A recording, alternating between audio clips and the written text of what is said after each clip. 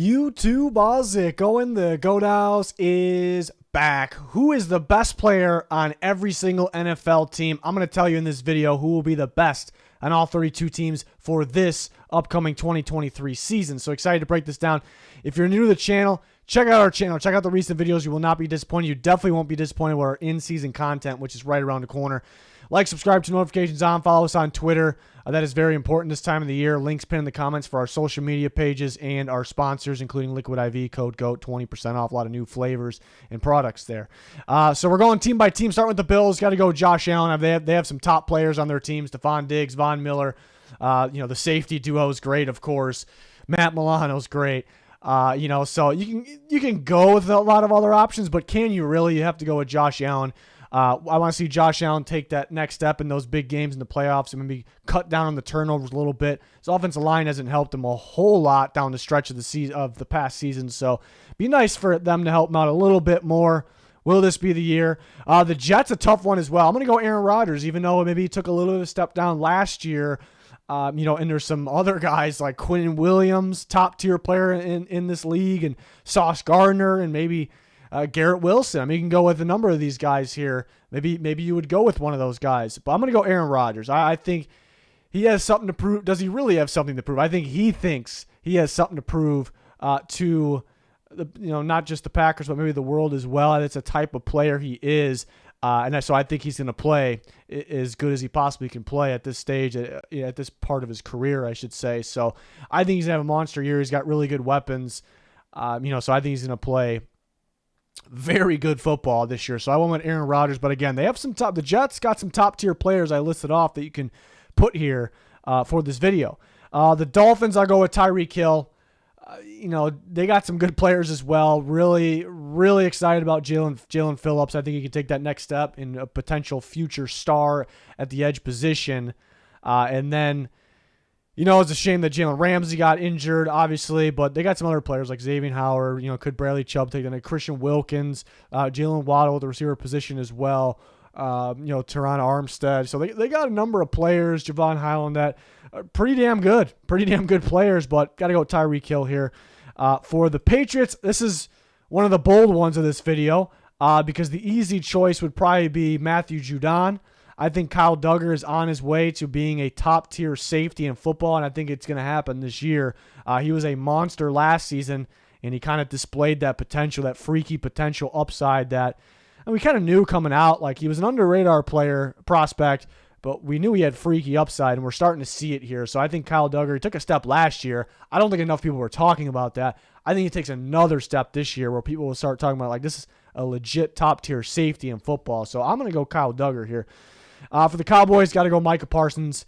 You can talk about CeeDee Lamb. You can talk about, maybe Dak. And then you look at Trevon Diggs maybe. So a few players, obviously, but got to go with MICAH Parsons, one of the elite talents in football. And just crazy. He was an off-ball linebacker coming out of Penn State, and he's one of the best pass rushers in football right now. Eagles going to go with Jalen Hurts. So many good players in this team. You can go to a number of players. Thought about A.J. Brown, a couple of the offensive linemen you can go with. Hassan Reddick you can go with.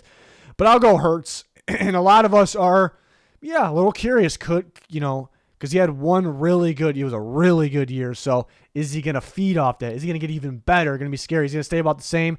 Can he repeat that? Is he going to be a little bit under that? I don't really expect anything other than that. Like, is he going to be far better or far worse than he was last year? I don't think so. But I think a lot of people are expecting him to stay about the same, which is great. But then some people are kind of wondering, what are we going to get here for what we expect his second really good season? What kind of season are we going to get? So I'll go Hurts though. I will go Jalen Hurts. Today's style quarterback can win in multiple different ways, and he did it last year at a high level. Giants going to go with Dexter Lawrence. Could go Andrew Thomas as well. Could go Saquon Barkley as well. But I'm gonna go Dexter Lawrence, who had a monster season last year. I think he's just getting going. He came into this league as a top-tier run stuffer already. We knew that coming out of Clemson. He just kind of had to add that pass rush game from the interior to his game, and he really did that last year. It was an absolute monster. I feel like he's just getting going. Freaky dude on his way to being an elite player, could already be an elite player. Commanders was kind of a tough one. They got a stud interior defensive line duo with Allen and Payne.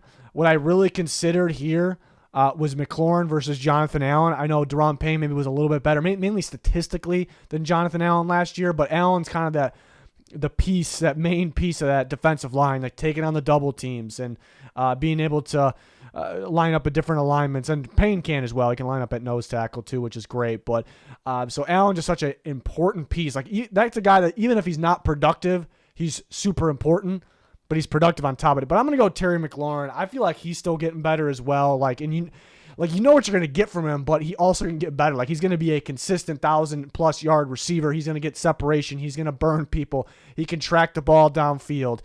He's going to make his quarterback better always. And somehow, some questions, some there's a little bit of a mystery. What are we going to get? But he has a good deep ball. I think McLaurin and Howell could have a connection there. So I'll go with Scary Terry here. But that was a toss-up for me. Bengals, not so much of a toss-up, even though they have some greats on their team. Jamar Chase is one of them. But they have quite a few great players. But pretty easy. Got to go Joe Burrow. I think is the second best quarterback in football. I'm hoping he stays healthy. He's currently injured. So will he re-aggravate that calf? I really hope not.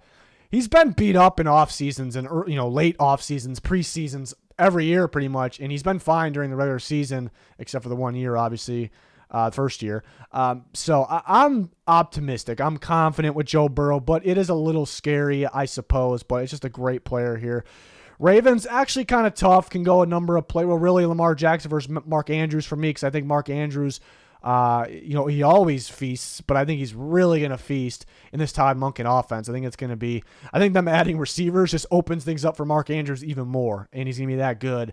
And then what if Lamar Jackson gets hurt? Mark Andrews can still be productive. So I really almost went Mark Andrews here, but I'll go Lamar. I mean, just a unique type player, game-changing type player, a nightmare game plan, especially with a new offense coordinator, not much of a game plan out there. He's a guy that you fear big time to play, to go up against, to have to game plan for. So, and I think the passing game elevates a little bit this year because I think that's the direction he's heading. I would like to think that, and because a new play caller there, a new playbook. I think the play calling, sure, better, should be. We don't know.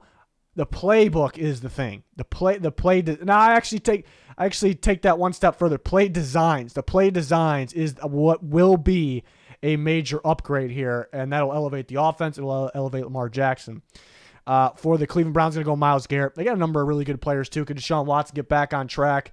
They have Amari Cooper. Joel Bitonio could be considered for this. So a number of players there on the Browns team. But Myles Garrett, best on the team. And I have a feeling I have him right now as my favorite to win Defensive Player of the Year.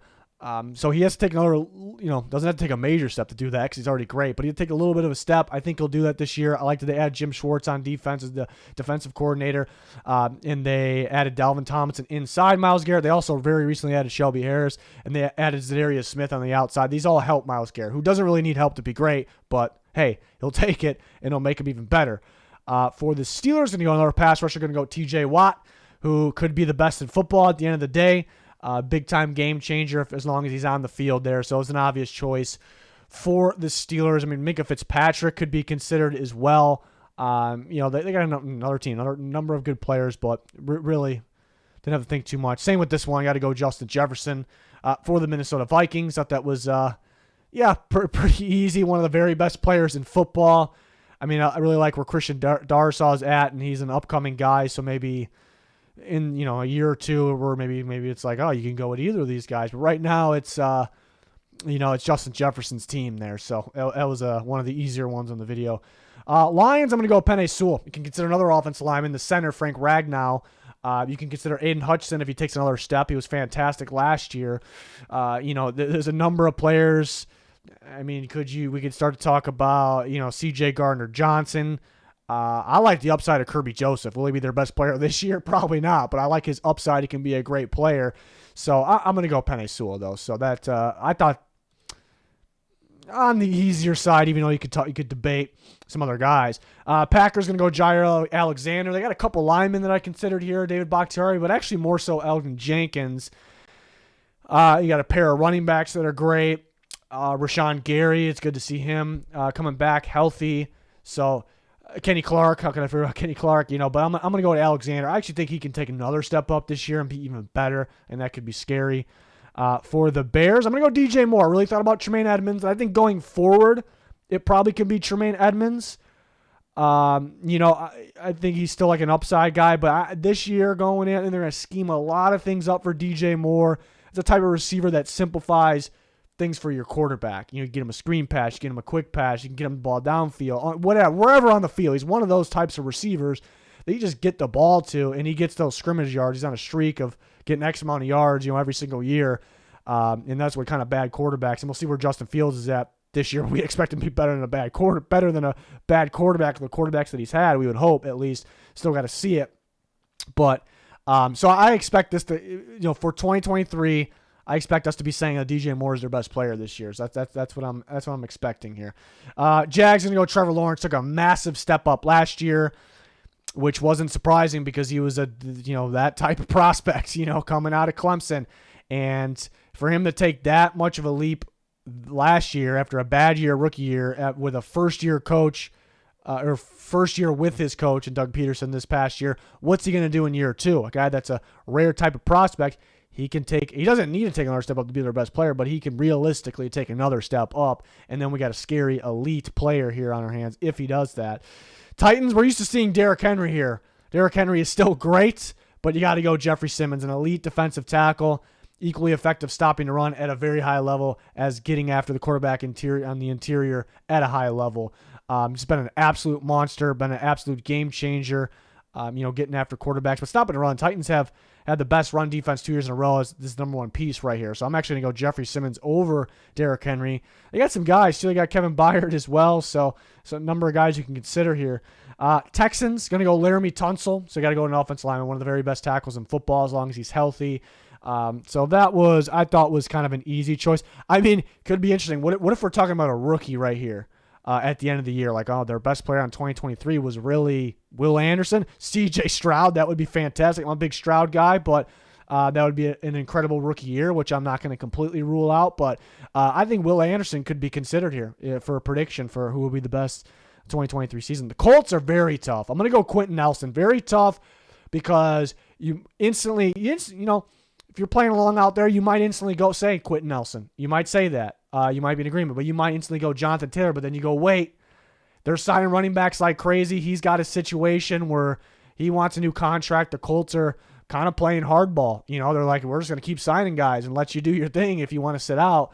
And it's not too civil, it feels like right now. It doesn't feel too civil. So it's hard to go Jonathan Taylor for the Colts. And then you have Shaq Leonard, which there is some questions. Him coming back from the injury, mentally and physically.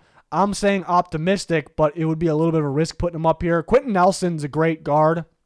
He's honestly been a little underwhelming recently, and only saying that because you expect him to be the number one, very best, elite, and be as good as he was like his first 2 or so years. And maybe he wasn't quite that. He's been very good, but he hasn't been quite that. But they bring in Shane Steichen. I think that scheme will get the most out of these players, especially on the offensive line. So I think Nelson actually could have his best year yet. So I went with Quenton Nelson for that reason. Saints are tough. I went Marshawn Lattimore. I feel like as long as he's on the field, I guess that's the thing. I think he's actually getting better. I thought he was a little inconsistent early in the year, which is okay. He's a corner, hard position to play. So I went with him, but it's a tough one because you can go Demario Davis, who's been a leader in the middle of that defense. I don't know if he's going to get any better from where he's at, though. He could play a little bit better than he did last year. I can definitely see that. Tough not going here. Ryan Ramczyk as well, with Derek Carr kind of leading the way. You can definitely go Ramczyk. Olave was so good in his rookie season that it could be Olave. If Michael Thomas stays fully healthy all year, that'd be bold. But if he to put him here, I should say that'd be bold. But if he stays fully healthy all year and plays like Michael Thomas that we know and love, boom, it's Michael Thomas. So I went with Lattimore, though. It was one of those ones where I instantly went Lattimore, but I'm like, I think Ramczyk will be better this year. Demario Davis is such an important piece in that defense. Olave was super impressive. He's going to be really good with Derek Carr. Could you put Derek Carr here even? Tyrann Mathieu, strongly considered as well. Forgot to mention him. Very, very strongly considered. I'm going to go Lattimore because I actually can see Lattimore being better. I actually could see that. then which is not a lot. Because if he was a lot better, then he'd be the best corner in football easily. But first rookie Falcons, I'm gonna go Bijan Robinson. I'm gonna go with Bijan here. He's gonna be electrifying right out the gate. Already looks good in camp. I mean, he's gonna run the shit out of the ball. He's gonna catch the shit out of the ball, believe it or not. But I mean, you start to realize the Falcons got some good players because you can go with Lindstrom here. You can go at Kyle Pitts. You can go, maybe somebody get bold, go Drake London. Jesse Bates, Grady Jarrett on defense. So there's actually a number of really good players. But I think when you think Falcons, I think at the end of this year, during this year, when you think Falcons, I think you're going to think Bijan Robinson first. And the problem that he is going to be for defense is, and not just in the running game, too. So that's the thing. Panthers going to go Brian Burns. I actually consider J.C. Horn here because if J.C. Horn is healthy all year, I think he could be the best corner in football. I think top 3 easily. He has that type of skill, that type of talent. So, but he just hasn't stayed healthy yet. So, based on talent, but even if he is healthy, Brian Burns is still maybe the pick still because he's that good. He's only getting better. And he's been a guy, if you watch the Panthers games, like he is so close to getting like 20s. Like he gets like 12.5 sacks. He's actually very close to getting 20, like that close right there, getting that pressure to getting that many more sacks. So, and he's only getting better. So I think a big year for Brian Burns here. I think if they use Jeremy Chin right, it's gonna be weird how they're gonna use him though. Linebacker everywhere, a little bit everywhere. Maybe he could be, but gonna go with Brian Burns here for the Panthers. Buccaneers gonna go with Tristan Wirfs. That was kind of an easy one. Vita Vea, Mike Evans. I know there's other. I shouldn't say easy because there's other really good. Antoine Winfield, I think, be better this year than he was last year. He was good last year. But I'm going to go with Tristan Wirfs. Yeah, he's going to play left tackle, so is that more of a challenge? No Tom Brady making checks at the line for him, so more of a challenge. So we'll see. We'll see. Chiefs, yeah, it's Patrick Mahomes. I mean, it's crazy because it's easily Patrick Mahomes. Like, you don't have to think about it. It's Patrick Mahomes because he's the best player in football. But at the same time, they have not only the best tight end right now, but maybe the best tight end of all time, or right there at Gronk.